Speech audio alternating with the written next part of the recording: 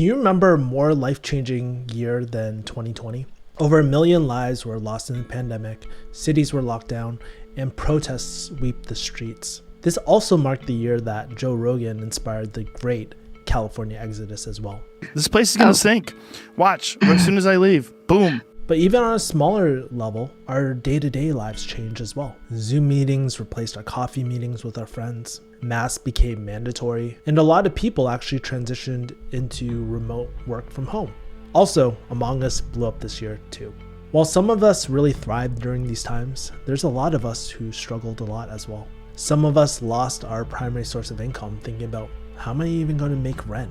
Or maybe some of us have lost loved ones during the pandemic and never even got to say goodbye. And maybe some of us feel more alone than ever, wondering, will things ever go back to normal? For myself, I actually related to both these sides of the spectrum. This was the year that my business was doing super well and was making more than what I was making in pharmacy, but then completely flatlined. This was also the year where my mom was diagnosed with her brain tumor. I had to fly back to plan her end of life planning, which wasn't easy, and at one point I actually thought I was going to lose my mom. This is also the year that some of my relationships ended, both platonic, business relationships, and even romantic relationships ended as well. And I realized that I have a shit ton of baggage.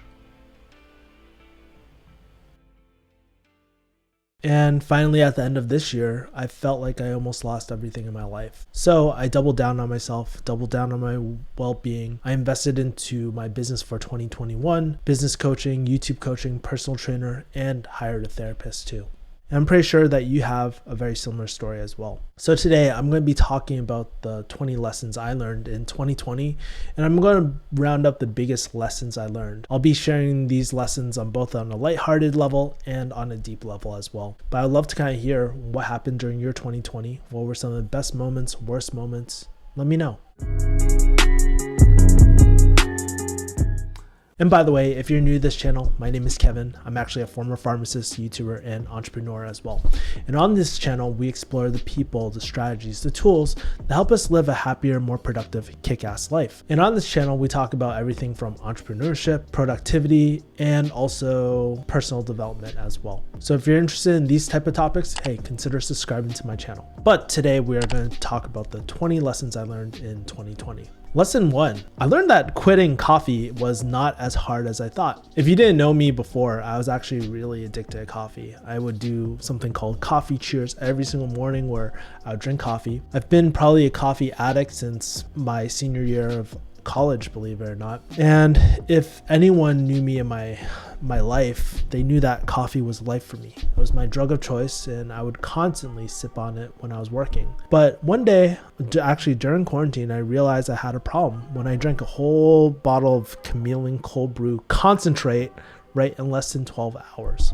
I was having really bad anxiety. I was having insomnia. And so I decided to quit. And no lie, it was really rough the first 3 days. I got out of bed. I felt exhausted.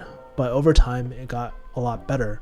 And I think COVID probably helped by shutting down all the coffee shops in my area as well. After I got down the hump, my energy levels weren't the same for actually a few months. I felt really tired all the time.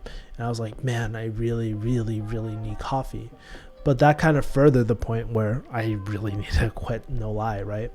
When you're fiending so hard, that's a good chance. That's probably a sign that you probably have a problem. It really taught me by putting my mind about quitting coffee. Even though you're going through physical withdrawals, if you set your mind to something, you can make it happen as well. Almost 7 months later, I have a lot more energy day to day. I don't really drink coffee these days, but I will occasionally grab a coffee every once in a blue moon. But trust me, it's definitely not a daily thing. Lesson number 2, deep focus work sessions are the most powerful productivity hack that you can ever find out there. So speaking about putting your mind to something, one of the best things that happened to me all year were these deep focus sessions as well. If you don't know what these are, I actually have another YouTube video on it. But basically what they are, they're intense focus sessions designed for one thing: getting things done with other people. Think about it like this. It's like a co-working experience. It forced me to plan out my days and allowed me to be a lot more efficient with my time during these sessions. I would typically do 3-hour sessions. It was 50 minutes on working, 10 minutes off. And during these sessions, this year I built out 3 new products for my business this year. I systemized my YouTube process, and I even did some speaking engagements as well, which was really, really cool. This was actually one of the biggest productivity hacks all year, and it felt really good running them on my channel. And maybe I'll consider running more on my channel as well if you guys are interested. So comment below if you want more deep focus sessions so I can take you through that experience. Lesson 3, I learned that work-cohol is my drug of choice. So earlier when COVID actually locked down this year, everything closed. There was no bars, there was no clubs, there was no gyms, there were no coffee shops. So that led me to do only one thing, and that's really work. So I hyper focused on that and I got burnt out multiple times this year. It got so bad to the point where I think it's one of the major factors where I lost my relationship, where I was prioritizing work over everything.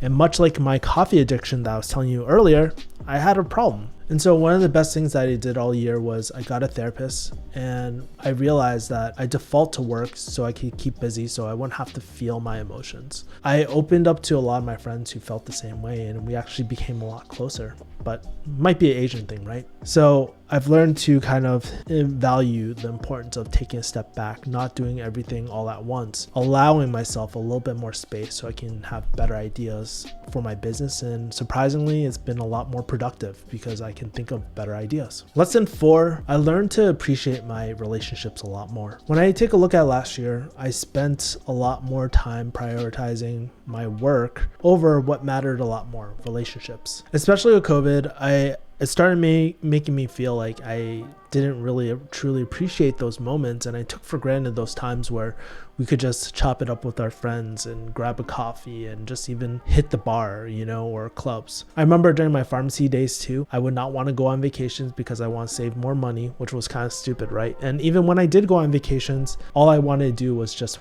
work all the time. And especially with my previous romantic relationship, I look at all the things that she used to do for me and all the things that I took for granted, like the warm meals that she cooked for me, or even doing things like my laundry sometimes without me even asking. But more importantly, she was always super, super thoughtful. She would always plan out my birthday parties, or she knew that my dad's 1 year passing came through and she would plan out these dinners. And it wasn't until there was a gap in the relationship where I started appreciating those times a lot more. And one of the things I want to be more intentional about is being a little bit more grateful during those times rather than once those opportunities are gone forever. Lesson number 5, I learned about putting certain goals on hold this year. One of my goals this year was to obtain my purple belt from 10 Planet Jiu-Jitsu from Eddie Bravo, but that didn't happen this year. Not only because of COVID, but I actually had to fly back to Boston to take care of my mom after the lockdown. Another goal I really want to hit was really expand my high ticket sales agency, but I lost my biggest client. And so yes, I missed out on these 2 major goals and I took a financial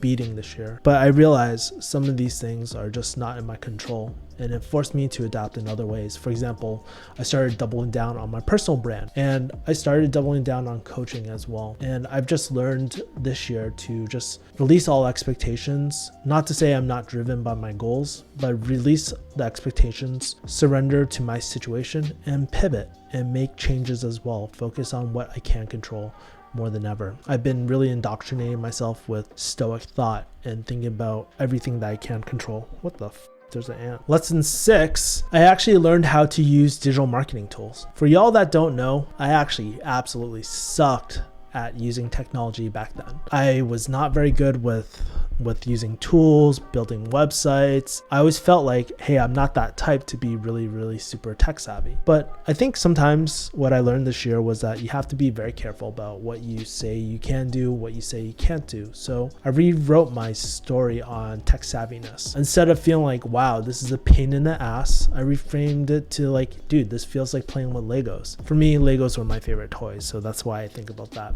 And so the 3 productivity tools that I used this year were Kartra, Airtable, and Notion. And so with Kartra, I used it to build my websites, email marketing and hosting my courses on my online courses. Airtable, I was hosting my databases. And then Notion, this is my bae. It's my all-in-one type of thing. I use it for everything, Kanban boards, doing my branding, documentation, systems for my YouTube channel as well. And it's been a real game changer. And honestly, I got pretty decent at them as well. A lot of people in my coaching group, they think of me as the tools guy, the tech guy. And it's just really, really funny how much can change in 1 year. Because if you ask me, hey, do you know how to use these tools? In January, I've been like, absolutely not. I don't know what the hell you're talking about. But that's why surrounding yourself around people who are very tech savvy or who are in the know can really up level your game as well. Lesson 7, and this is kind of goes against the work-cohol type of thing, but I learned the benefit of having more space in my life. As I mentioned before, there was a lot of burnout that I was having in quarantine. No jujitsu, no gym. And it wasn't until I took Ali Abdal's part-time YouTube Academy where I learned that the powers of systems. Sometimes it's better to use that time and energy on building systems once and just maintaining them over time. And I was also taking advice from my coach, Terry Rice, where he always emphasized baking in extra time for yourself just to exist so you can have better ideas as well. The concept behind this is that when you aren't stressed, you have better access to flow state. I actually talk about it in one of my other videos, but that's why I wear my Oura ring and I wear my bow strap as well, just to track my HRV and just to make sure that I can consistently come up with better and better ideas as well. Lesson number 8, I learned how to downsize to just the essentials. This year I moved out of K-Town and before the pandemic, and I think at the time I was paying about $1,200 per month, but then I found an apartment for $600 per month. I sold a lot of my older equipment, sold a lot of my older stuff, and I'm freeing up more space. And this is kind of like the Marie Kondo method where you just learn to let go of things. And that's something that I'm doing these days as well. And that's something I'm staying a little bit more conscious about these days, about not cluttering my working space and my working and all that as well. I'm constantly asking, even within my apartment, hey, do I really need this? And getting rid of things as well. So it's been a very refreshing experience. I'm planning to do more of it in 2021, but I've been learning how to downsize a lot more as well. Lesson number 9, I learned that ending projects isn't easy, but it's often necessary. For me, I always came from kind of a family that never really quits or never really taught me when is a good time to quit a certain project, right? Growing up without a really supportive father, I was associated with quitting with like my own self-image and me as a failure as a person. And that's obviously not the healthiest way to kind of cope with this, right? I had several high-ticket clients at the beginning of the year, and some of them were not easy to let go. Some of these projects were just not profitable based off the time that I was doing. And even though I completed Dan Pena's mentorship, I decided not to continue with QLA this year. I just realized in my point in my life, M&A is just not for me right now. It's not something I want to do. And to feel confident about exiting as well, right? Sure, people can call you all these things saying that you quit, but them. This is my life. No one's going to tell me what to do with my life as well. And so that's something that I learned a lot. And especially in high ticket sales, when my client wasn't really treating me that well, I think at that point I should have left, and I didn't do it sooner. And I learned that by not sticking to my rules of like knowing and following my gut of knowing when to leave, it actually cost me more in the long term in terms of stress. Because when you're in this business game, no one's going to look out for you, and you need to make sure that you take care of yourself first. And that's something I learned this year as well. Lesson number 10, I learned that therapy made me a lot happier. I mean, obviously I'm Asian. I shot a video on doing therapy this year, but therapy is not something that is very normal in Asian culture, right? And mental health in Asian culture is often ignored. And so even though I've always known kind of the benefits of something like therapy, I just never really took advantage of it. Even as a healthcare professional, right? I didn't realize that I had so many burdens, or I had so much on my mind that I didn't have a healthy way of coping with some of these adversities in my life as well. After investing into therapy, after around the 7th session, I just started feeling like, hey, I'm a lot happier these days than I was before. And this is the important lesson I learned, is letting your friends be your friends and letting your therapist be your therapist. Sometimes, especially with friendships, especially some of my personal friendships this year, I learned this, right? Where sometimes people can be energy vampires, and it's important not to bring that into a friendship all the time. Sure, your friends are there for you, they're ride or die for you, but you know, there's certain things, right? For example, if you break your arm, you're probably not going to go to your friend's house and ask them to fix it unless they're a doctor. But chances are you need to go to the ER, and that's what something like a therapist is for. There's a certain purpose for that. And honestly, it's been making all my relationships a lot more better, and it forces me to communicate in a much more healthy type of way as well. Lesson number 11, I learned the power of coaching again. You know, what I learned this year was like, coaches are great, programs are great, but really coaching is one of the best investments that you can ever do. I realized that, you know, to business and even life, it's more than just knowledge and execution. Sometimes you just need someone in your corner who's just a few steps ahead of you, and they're just kind of reminding you of the reality of things. Because the one thing I learned through meditation and through my therapist is that your thoughts are not you. Your thoughts are not your identity. So this year I invested into a business coach, Terry Rice, who holds me accountable, and he also gives me a lot of pep talks when I'm having really rough times or have that self-doubt come into play. I also invested into Ali Abdal's YouTube program so he could give some oversight about like, hey, what he's been going through, what's been working as well. And it's been super, super helpful as well. And so that's why actually this year I wanted to double down on my personal brand and do some sort of high ticket sales type of coaching as well. Because I've kind of forgot over these years the power of coaching, the power of having someone by your side and just talking you through everything. It's really, really important. I forgot about that. Lesson number 12, sometimes you just need to get the fuck out. Like earlier this year in October, I lost one of my biggest clients, and I was feeling really stressed. I was transitioning. I felt like I was bleeding money. And so I was just like, let's just go to New York with some of my friends. And it was one of the best trips I took all year as well. Just seeing some of my old friends and all that. I also did an escape at the end of the year, going to the W Hotel.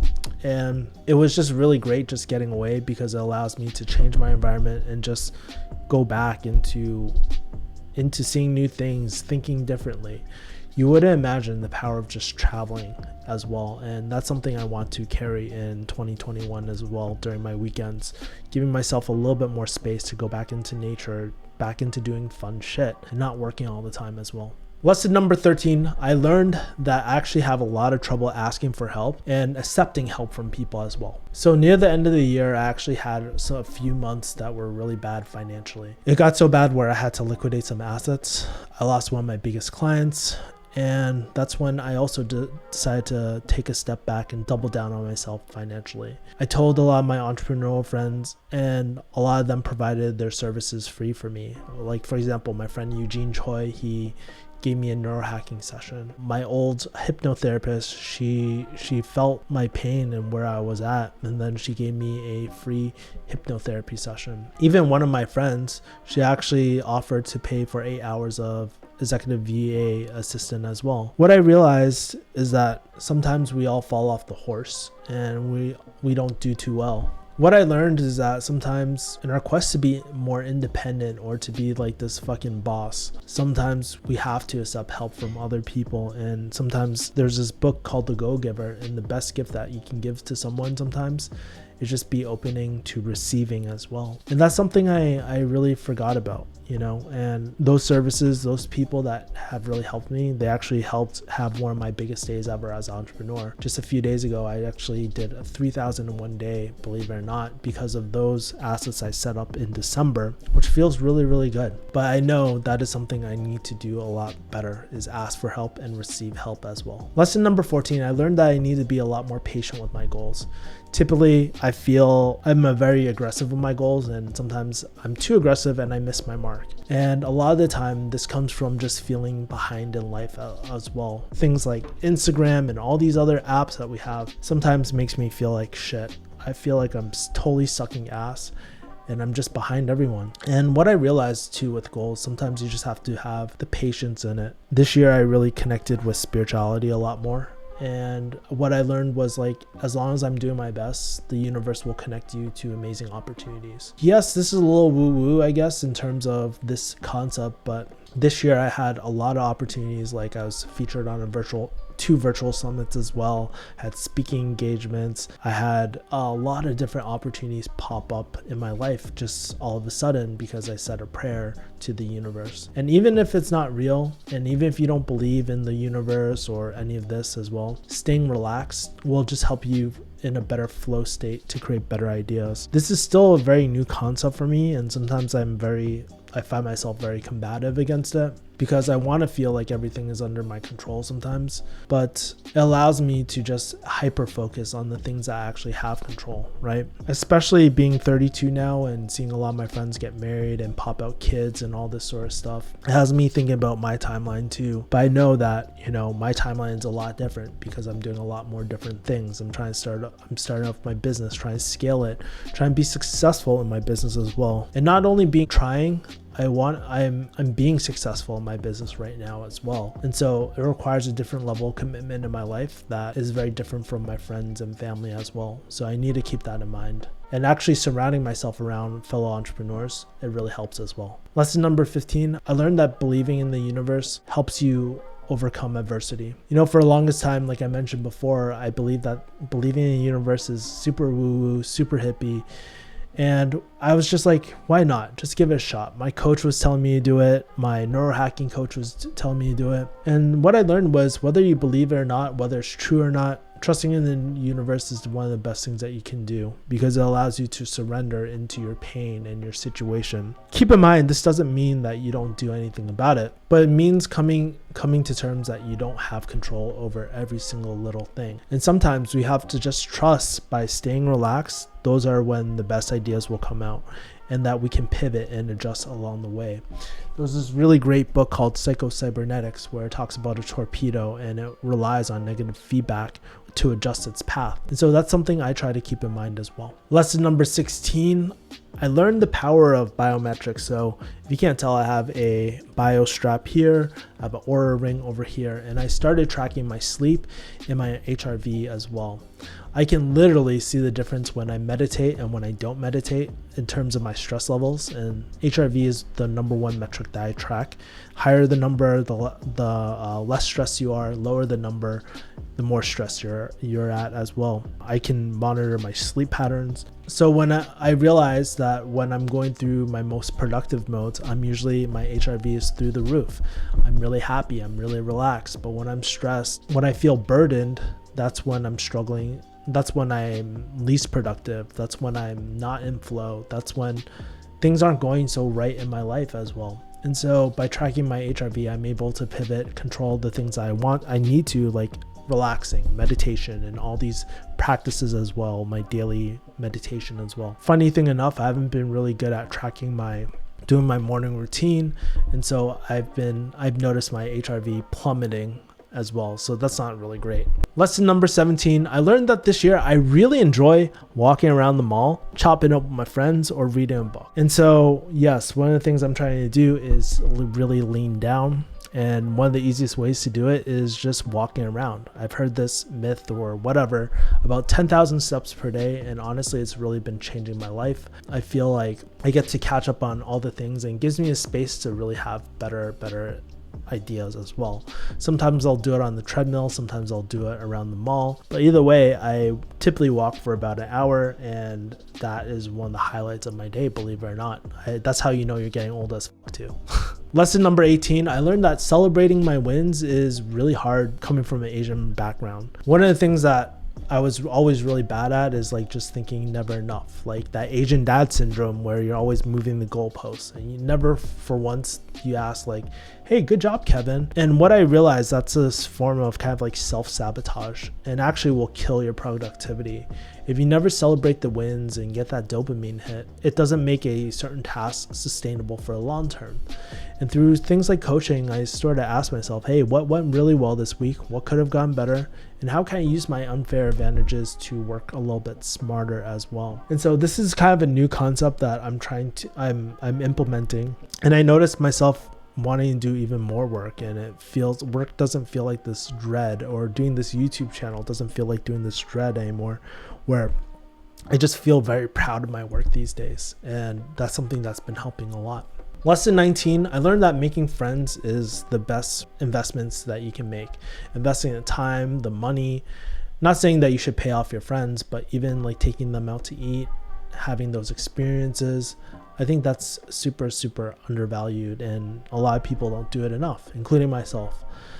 Recently, I was at this speaking or virtual summit, and I met a lot of cool people, a lot of high-level entrepreneurs that I still keep in contact to this day. This was also the year that I was part of Asian Hustle Network. I'm not super active in it, but I met a lot of cool people through that group as well, new faces, and I just felt so lit up as well. I also this year spent a lot of time with my working relationships, learning from, again, top level, high ticket salespeople, and refining my craft even more. And I started surrounding myself around people in the same coaching group as well, where I feel like the people I talk to are kind of like my tribe as well, where I feel these people get me, we're doing the same things, and I've never felt this type of connection before. I'm super grateful for them. And it's crazy, by incorporating myself in these groups, I've actually been able to meet the physical people that I would never thought I would have met, like high-level entrepreneurs and stuff like that as well. So there was that, but also this year was also the year that I lost a lot of friendships as well. And by a lot, I'm not saying like 10 or anything like that, but at least like some of my closest there's pretty much only one relationship that comes up to mind, but he didn't see eye to eye on things, and I basically pretty much said, hey, we don't have to be friends if you don't want to, I'm not forcing you, right? And then we just went our separate ways. But that's part of life sometimes you just fall off from people, and sometimes the visions don't align. It's not because you're a bad person, they're a bad person, it's just like, hey, there's no chemistry anymore, just like with a relationship. And that was really, really hard as well. And finally, lesson 20, I learned this year that self-care isn't just a privilege, but it's really mandatory in order for you to level up in life. This year, I really invested heavily into acupuncture. I did yoga, I did massage, and I also was doing jiu-jitsu like multiple times a week, and I felt great during that time. I also hired a personal fitness coach near the end of COVID because I was getting this tub, right? I hired a therapist, I hired a business coach, but I also spent a lot of time investing into myself, doing nothing, resting, just doing nothing sometimes, just petting my brother's dog like while I'm here back in Boston, or even just grabbing dinner with something as simple as like with my mom. And sometimes that can be the best use of your time, because we only get this one life, honestly. And one of the biggest regrets a lot of people say is like, I wish I didn't work so hard. And so that's why being able to take care of yourself is so important, because that will allow you to fill your cup and give more to the others around you. So those are the 20 lessons of my life. So I'd love to kind of hear from you. What are some of your highlights or lessons that you learned in 2020? Chances are, if you like this video, you'll probably like my end of year retreat of how I planned out my next year, or how I'm planning out my goals quarterly if you're watching this in the future. I would highly recommend that you check out there. Also, if you want to stay connected on a more one-on-one basis, I actually have my email list. This is where I talk about productivity, entrepreneurship, and personal development. Just real stuff. Honestly, I think there's a lack of connection on the internet. And so if you guys want to stay connected, make sure to join my email list, refugeehustle.com/join. I send a weekly newsletter every single Sunday. All right, that's pretty much it. Thank you for watching, and I'll see you guys next time. Peace.